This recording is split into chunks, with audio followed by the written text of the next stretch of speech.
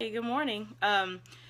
Sorry that I sound a little groggy if you're catching the replay. I, of course, sneezed right before I went to turn the Periscope on, so if I sound a little groggy and gross, I apologize. But if you're catching the replay, we're talking about sex today. Hey, good morning, hubby. You'll love to hear what I have to say about this one. We're talking about sex today. I had a friend come to me the other day. She's been she's been single for quite some time. Like, we're talking about like over a decade. She's been single. And of course, she's having some struggles when it comes to, worldly things and worldly temptations. And basically, she's like, okay, I haven't had any in a really long time, which is, something that we deal with. Even though we're Christians, we still deal with, fleshly temptations and things that our body wants that our spirit doesn't need. It's all through scriptures that sex is something that should be reserved inside of marriage, and it's really hard to actually wait until you're married to have sex, and that's just being honest. It's not something that's easy to do. I wasn't a virgin when I got married.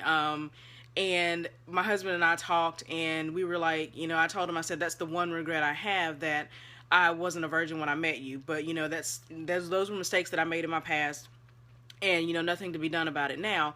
But, I definitely tell people, you need to wait until you're married to have sex. So my friend came to me with this conversation, and she was asking, she needed some words of advice on what to do because she was really struggling. And I, flat out told her, I was like, okay, so what if you die? And I talked to my group of single women that I, kind of minister to, and they were laughing at me because they're like, you're just so obsessed with death. But I'm like, no, what if you die? Because we never know what's going to happen from day to day. We never know what's going to happen from moment to moment.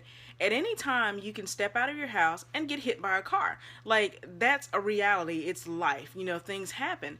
So what if you die? Um, when my husband and I, before we got engaged, we lived together, and we were not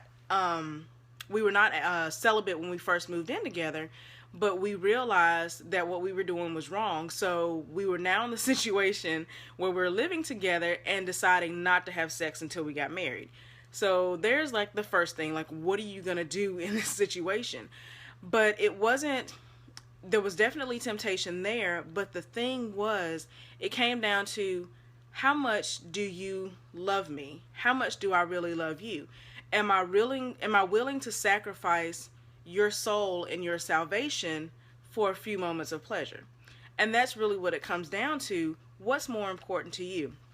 Um, I was looking up some scriptures for this scope, and Romans 6:13 said, "Do not offer parts of your body to sin." So whether it is your mind, your eyes, your mouth, your hands, or any other part of your body, as Christians, we're not supposed to offer our bodies to sin.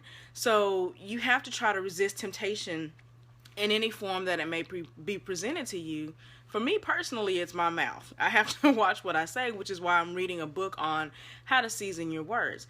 And then also in Ephesians 4:30, it says, do not grieve the Holy Spirit of God, with whom you were sealed on the day of redemption. So if you're a Christian, you're baptized into Christ, you receive an indwelling of the Holy Spirit. I told my teenagers a while ago, and this is kind of how I had to make it make sense to them.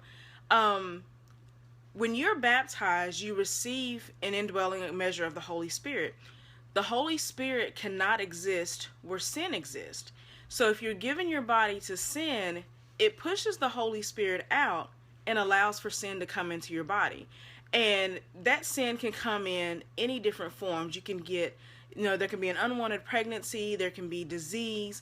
Nowadays, people are killing each other because they're hooking up with somebody else's man or woman. When you allow sin to come into your body, it pushes out the Holy Spirit, and it pushes out the protection of God that He has put inside of you. So even if you're tempted, to participate in an act, think about the long-standing consequences of it. are you going to survive that act without the protection of the Holy Spirit?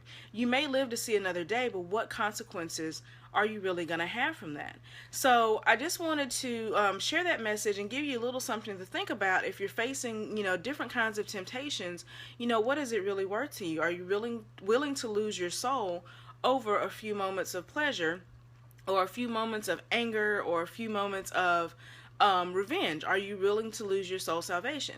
So for those people who are, in relationships or looking for relationships, and you come to the point where, the issue of sex comes up and you're not married, ask yourself, how much does that person really love you?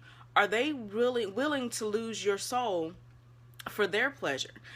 So my partner tip, if you're looking for a partner, find someone who loves your soul more than they want your body. Think about it.